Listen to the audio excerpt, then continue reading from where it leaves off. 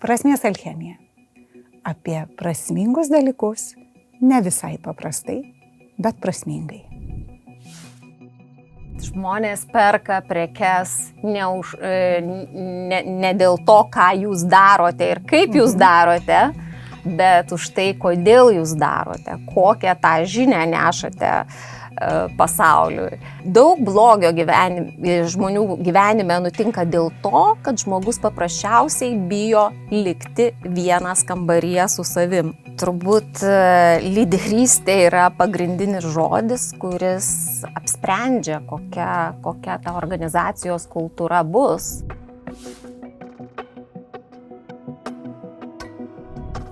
Sveiki, aš Gabija Skučaitė ir čia laida Prasmės alchemija, į kurią aš kviečiuosi įvairius pašnekovus, su kuriais mes ieškome atsakymų į klausimus. Į klausimus apie gyvenimo prasmę, apie prasmę darbe, apie tai, kaip neprasmingas užduotis paversti prasmingomis, apie tai, kokie yra pagrindiniai prasmingo gyvenimo ingredientai ir iš kogi sukurti tą prasmės formulę. Apie tai ir yra prasmės alchemija. Todėl aš džiaugiuosi kiekvieną kartą čia studijoje turėdama pašnekovus. Šiuo atveju ir šiandien su manimi studijoje Inga Kazilionienė, strateginės rinkodaros ekspertė, kaučerė, moteris, verslininkė, lyderė, pati daug pasiekusi ir tuo pačiu įkvepianti siekti kitus. Inga tuo pačiu yra prekinio ženklo Reshape Space bendrai kūrėja ir prekės ženklų vystytoja, kuri turi didelę patirtį marketinge. Pradėkime nuo marketingo kaip priemonės skleisti žinią ir skleisti žinią apie prasmę. Tai kaip tu pati vertintum šiandieną prasmės kalbą? Kodėl mes taip dažnai dabar kalbame apie prasmę? Ką žodis prasmė tau reiškia pačiai gyvenime? Labą dieną, Gabija. Ačiū, kad pasikvietei. Ir dabar leisiuosi į savo stichiją, apie kurią galėčiau kalbėti labai daug, bet bandysiu taip glaustai. Pasižiūrėti pradžioje istoriškai, kaip ta prasmė atsirado rinkodaroje, nes seniau mes žinom, kad labai buvo aiški verslo paradigma, kad pirminis verslo tikslas ir prioritetas yra pelno kūrimas. Atsimenu pati, kai dirbau Coca-Coloje, buvau jauna, žiūrėjau į tą kelių eilučių vizijos teiginį ir niekaip nesupratau tos dalies kurti akcininkų vertę. Galvoju, tai kaip aš čia iš Lietuvos, toks varžtelis ir neseniai ištrūkusi iš sovietinės sistemos, kaip aš galiu čia kurti tą vertę. Išties atrodė kosmosas, tolima ir nepasiekiama ir neįgyvendinama. Ir dabar suprantu, kad iš tiesų tai buvo atotrūkis tarp to, ką mato paprastas žmogus toje vizijoje ir tai, ką mato įmonės akcininkai. Ir dabar tas požiūris iš tikrųjų keičiasi. Jau prasmė ateina iki kiekvieno žmogaus. Ir pagrindinis turbūt toks postumis tame verslo prasmėje, verslo aukštesnėme tiksle prasidėjo nuo Simono Sineko prieš maždaug 15 metų, kai jis pasirodė su TEDo pranešimu Start with Why. Ten jis ir akcentavo, kad žmonės perka prekes ne dėl to, ką jūs darote ir kaip jūs darote, bet už tai, kodėl jūs darote, kokią tą žinią nešate pasauliui. Kaip prisidedate prie pasaulio išsaugojimo ir visuomenės gerinimo. Ir tai iš tikrųjų buvo pradžia to prasmės grūdo rinkodaroje. Toliau ir taip, žodžiu, pamažu tas vystėsi, vienos kompanijos rimčiau į tai žiūrėjo, kitos dar paliko geresniems laikams, tačiau, kaip žinom, įvyko pandemija, daugybė kitų geopolitinių ir kitokių globalių skausmingų įvykių, kurie, iš tikrųjų sustabdė verslą, žmonės nuo to bėgimo ir paskatino susimastyti, o ką mes galim padaryti, kad sustabdyti tuos nesuvaldomus procesus.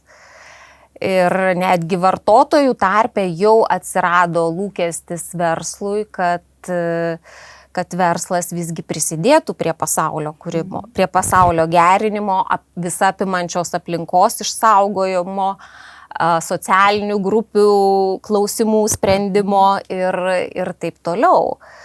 Tai vartotojai, sakykime, žmonės patys padiktavo savo veiksmais, rinkdamiesi tam tikrus ženklus, kurie turėjo didesnę prasmės žinutę, padiktavo tą pokytį. Ir aišku, kad pagrindinis dalykas, kurį taip galima būtų trumpai apibrėžti, tai tvarumo aspektas, kai žmonės nori matyti prekės ženklus, kurie galvoja ne tik apie trumpalaikį problemos ar malonumo sprendimą žmogui, bet galvoja apie tai, kaip išmintingai naudoja savo išteklius, kad jų užtektų ne tik dabartinėms kartoms, bet ir ateičiai. Gal pakalbėkime dabar giliau apie vis tik tuos neprasmingus dalykus, kuriuo atrodo tikrai kiekvienas susidurėme ir pati iš savo praktikos sakai, pradėjau dirbti, nesupratau aš tos didesnės vertės. O kaip dabar žvelgi ir ar susiduri su žmonėmis, arba pati matai tuos dalykus, kurie yra neprasmingi ir koks yra tas prasminis lūžis, jeigu jis yra, kuris įvyksta ir mes galim pamatyti, kad vis tik tie neprasmingi dalykai turi prasmę. Ko tam reikia tam lūžiai? Ar laiko, ar mąstymo, kažkokio pajautos ten išgyvenimo. Kaip apie tai galėtumėm pafilosofuoti? Turbūt pradėčiau nuo tų nepatinkančių darbų, kaip juos įsiprasminti. Taip. Tai man čia norisi duoti žmogaus gimimo pavyzdį, ar ne? Kaip gimsta žmogus? Tam reikia be galo daug pastangų. Pirma, kad gyvybė atsirastų moters kūne. Tikrai žmonės, kurie turi vaikų, žino, ką tai reiškia padaryti šitą pirmą žingsnį, ar ne? Toliau nėštumas, gimdymas ir tolesnis auginimas, ar ne? Tai čia mes sakom stebuklas ir Dievo dovana ir taip toliau, bet dabar nusiemant rožinius akinius galim pasižiūrėti, kiek už to yra aukojimosi, darimo, atsisakymo dalykų, ar ne? Darimo, kančios, skausmo, sunkaus darbo. Ištvermės. Sakykime, mažų vaikų iki 3 metų priežiūra, tai tu praktiškai net neatsisėdi arba net neatsitiesi, ar ne? Viskas apie tai. Ir tai turbūt ir labiausiai iliustruoja, kad kai tu atrandi prasmę, ji įprasmina visas tavo pastangas, laiką, energiją ir taip toliau, kokia ji bebūtų. Puikia analogija. Dar niekas apie tai nekalbėjo, bet šitą analogiją, manau, pati giliausia, pati prasmingiausia, kad tas gimdymas ir auginimas vaiko šiuo atveju, per visus net fiziologinius dalykus ir praktinius materialinius žiūrint, yra iš vienos pusės sudėtinga, bet labai prasminga veikla, kuri galėtų būti prilyginama bet kokiai kitai veiklai, kuri irgi apima tuos pačius gimdymo. Tai reiškia, mes bet ką esame pašaukti pagimdyti. Ne tik tai vaikus, mes gimdome idėjas, gimdome žodžius, gimdome kūrinius ir tas procesas perina visą visą gimdymo ir auginimo ir kažkaip to tvirties net išlaikymo etapą, nes tu pagimdęs kažką nori, kad tai gyventų, tu augini, tu nori, kad tai tvertų, tai toliau augtų, klestėtų. Va čia, aš manau, pati geriausia analogija tarp bet kokios mūsų užduoties, kurią mes darome, kokia jinai yra procese, kas ją pagimdė, kas ją laisto ir ko mes norime, kaip tai tvertų, kas iš to išliktų. Juk ir kai žvelgiam į savo vaikus, ar ne, norime turėti anūkų, norim turėti palikonių, norim turėti giminės linijos pratesimą.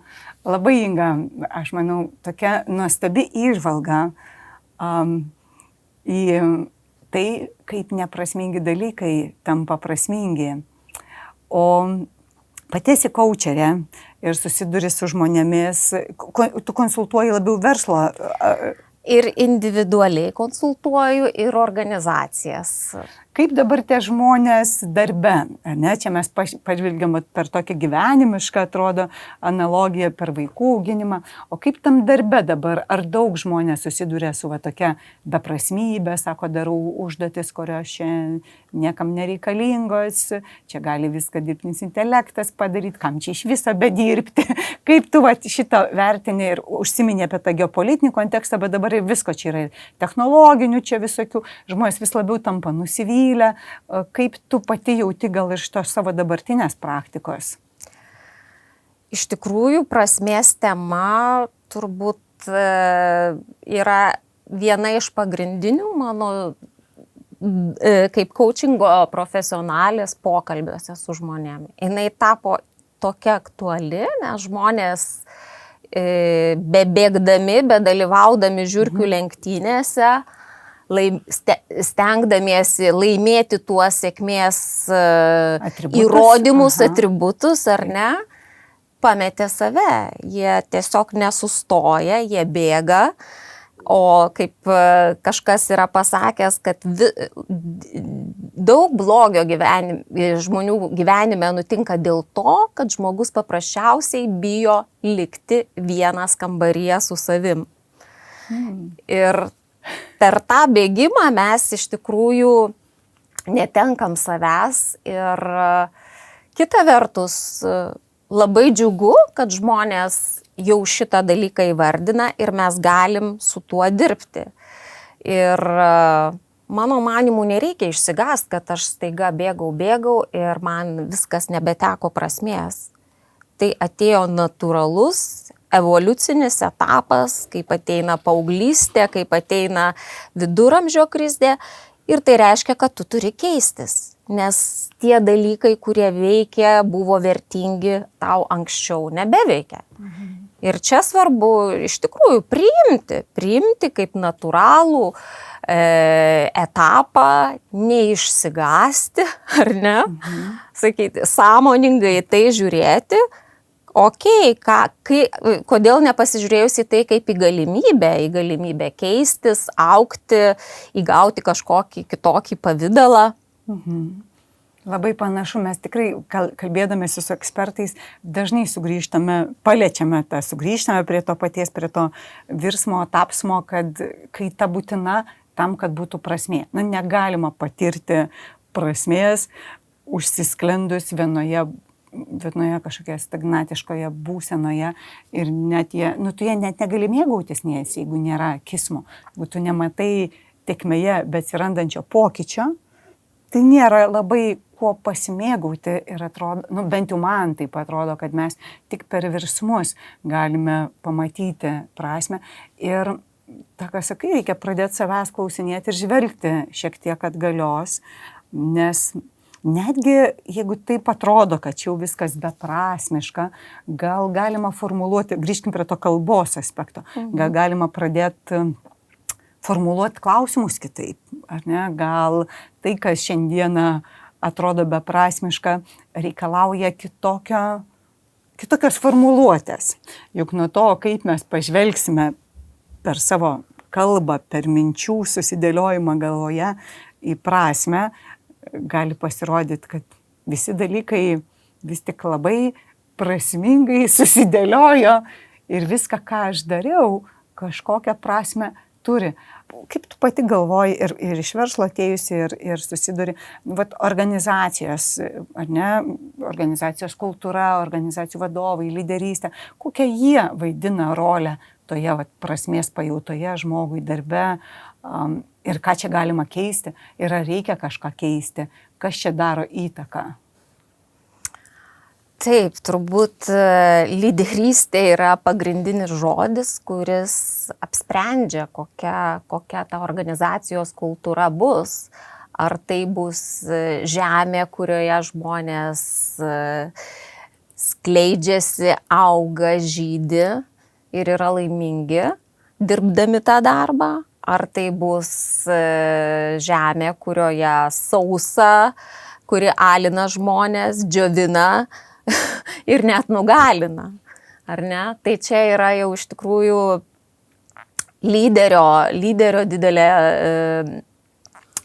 atsakomybė ir turbūt pirmiausia, kad atneštų prasmę į organizaciją, lyderis pats turi nueiti savo prasmės kelionę.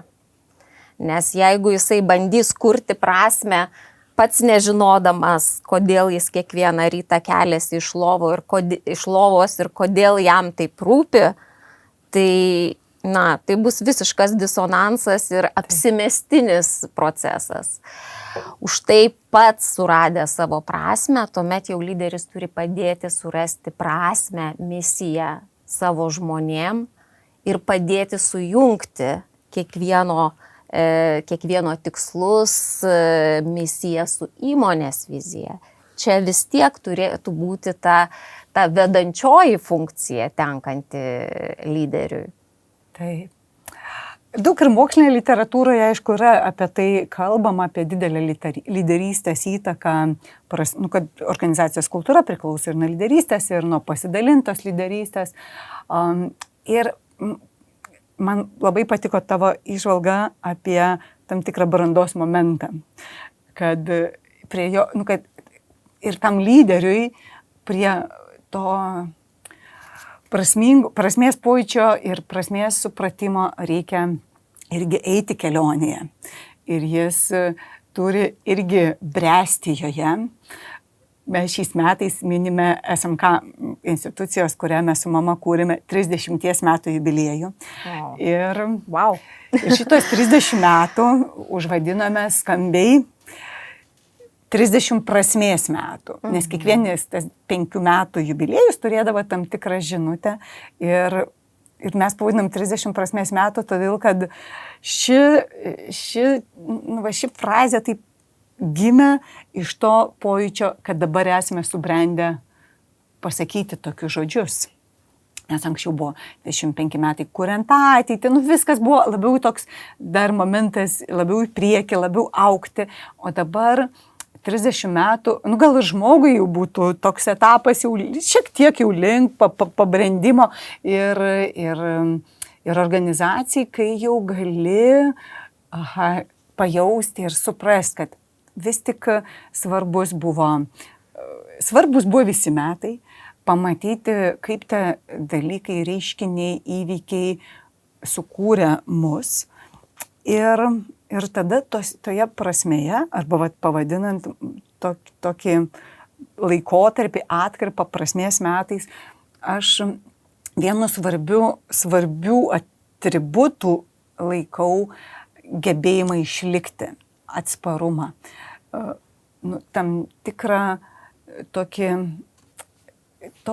gebėjimą, kuris, aš galvoju, dabar ypač yra labai svarbus šiandienėje visuomenėje, kuri šiek tiek praranda tą atsparumą berods, nežinia dėl kokių įtakų, visokių čia gali būti ir pandemijų, ir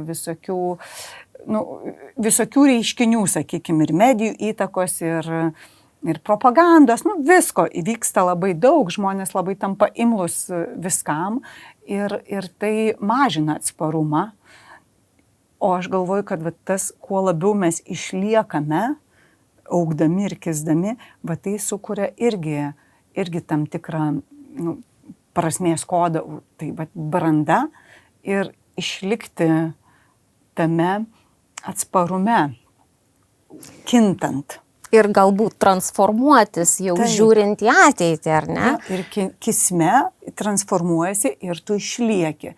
Va čia kažkoks tokia truputį ta alcheminė formulė, ingredientai. Ką dėtum, sakytum, į tą prasmės alchemiją, tai va, sakytum, tuos ingredientus, kažkokios va, brandos, praeities žvilgsnio, retrospektyvos, refleksijos, išlikti ir kisti. Ir aš galbūt dar norėčiau pridėti, iš coachingo perspektyvos, mes visuomet žiūrime ne tik į praeitį, mes padėkojame praeičiai, bet pirmiausia žiūrime į ateitį, ar ne? O kaip aš noriu būti, kas mane džiugina, kas gali užpildyti mano tuštumą kažkokią esame, ne? Kaip aš galėčiau dar geriau judėti priekį, kas man teiktų malonumą ir kur aš pamirštu laiką. Čia nebūtinai apie konkretų žmogų, tai gali būti ir organizacija kelianti klausimų savo, ar ne? Nes natūralu, kad prasmės momentas, aš tai sakyčiau, kad tai yra prasmės etapai, nes sakyti visada, kad žmogus jaučia visuomet vienodai prasmę, tai būtų nelogiška, nes tu turi vienu momentu kažkaip atradai prasmę, tu ją išgyvenai, paturėjai ir kažkaip jauti, kad išauga iš tos prasmės. Tada yra etapas vėl prasmės paieškų, ieškai jau kito formato, kur tu gali save realizuoti, kokios yra dar galimybės nepanaudotos, ar ne? Tai tobulėjimo aspektas labai išaugimas, va irgi mes su daug ko, kai kalbam, sakom, kad pajūtai, kad jau čia aš išaugau, priejau ir dažnai žmonės praranda tą prasme tada, kai jaučiasi, kad jie nebeturi galimybės tobulėti kažkur. Bet čia pasirinkimo reikalas atrodo, tiek daug galimybių yra, reikia tik savo pasakyti, kad gal aš jau čia užsistovėjau tam vandenį, kuris jau man reikia pajudėti į priekį. Tiesiog reikia pasidžiaugti, kaip aš sakiau, priimti išdidžiai. Sąmoningai, ar ne? Taip. Kad atėjo toks etapas, aš iš naujo turiu susikurti savo būtį, ar ne? Savo prasmę, savo būdą, kaip aš noriu būti pasaulyje, ar ne? Tai yra tiesiog galimybė augimui ir judėjimui į kitą kokybę, kuri dar nežinai, ką tau gali padovanoti. Niekada nežinai. Ir aš galvoju, tas nežinojimas yra irgi labai geras dalykas, kai tu tikrai ne viską žinai, kaip gali susiklostyti. Ir atsiveri tam galimybių laukui ir į jį eini taip drąsiai ir truputį net gal su kažkokiu tai geru polėkiu, kad tokiu, sveiku avantiūrizmu, ne? O kas šitoje mano gyvenimo avantiūroje manęs dar laukia.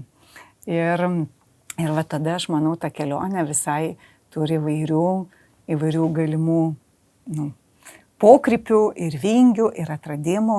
O ką tu, Inga, galėtum palinkėti žmonėms, kurie jaučiasi kažkaip praradę tą prasmę arba jaučiasi užstrigę tam tikroje situacijoje ar darbe, ar gal namuose, iš kurios liktai neranda išeities ir jeigu kyla tokie klausimai apie beprasmybę, kažkokią tai neaiškumą, kam čia aš esu, ką aš darau, ką tu patartum? Turbūt sakyčiau, kad sąmoningai priimkim tą būseną ir eikime ieškoti prasmės. Tik aišku, čia viena labai svarbi sąlyga. Tam reikia drąsos, nes tu turi įsivertinti savo būtį, savo gyvenimą iš įvairių perspektyvų, ar ne? Pasižiūrėti ir į savo praeities duris ir pasižiūrėti savo vidų, kuriame galbūt kaip ir kokiam senam spintoje atidarai ir norisi uždaryti, ar ne? Ta prasme, tam reikia išties drąsos susitikti su savimi, išgirsti savo tiesą, kuri tavyje ilgai glūdėjo. Ir drąsos mums kartais pritrūksta, labiausia susitikti su savimi. Todėl linkiu arba patiems tą drąsą prisijaukinti, kad tai yra neišvengiama, arba tiesiog kreiptis į profesionalą, palydovą, kuris galėtų eiti kartu, stimuliuoti tavo mąstymą, užduoti provokuojančius klausimus ir lydėti toje kelionėje į tą kažkokią naują kokybę. Kaip nuostabiai pasakyta, tikrai labai gražiai, Inga. Manau, kad kiekvienam žmogui, arba aišku visų pirma, ir pats turėti norą, vis tik viskas nuo to intencionalumo priklauso, ar tu turi norą keistis, palydėtojai, ar dvasiniai, ar lyderystės, visuomet yra reikalingi, nes mes niekada kelionėje nesame vieni, net jeigu ir kažkokioje realybėje, praktinėje esame vieni kažkokia ta dalimi, bet vis tiek kelionėje mes turime daug palydovų ir svarbu žinoti, su kuo tu eini tam kelyje ir prašyti pagalbos. Ir aš vis tiek dar šiek tiek pažvelgti tas atkarpas, kurios nueitos. Nes kai tu pamatai tuos pėdsakus paliktus, kai tu pamatai nueitą kelią, tai tau suteikia jėgų eiti prieki. Ne tik žvelgti ir tik tai čia dar turiu nueiti, čia dar nesuspėjau, dar ir šitas laukia ir šitas. Bet tas nueitas kelias visuomet irgi yra mūsų įkvėpėjas. Visuomet mes paliekam tam tikrus įspaudus. Ir visuomet dar norisi eiti prieki. Aš galvoju, čia taip labai generalizuoju jau, aišku, visuomet sakydama, bet kažkaip vis tiek žmogaus gyvenimo paskirtis yra tame judėjime ir kažkokiam netobulume, per kurį mes skatinami tapti tobulesniais.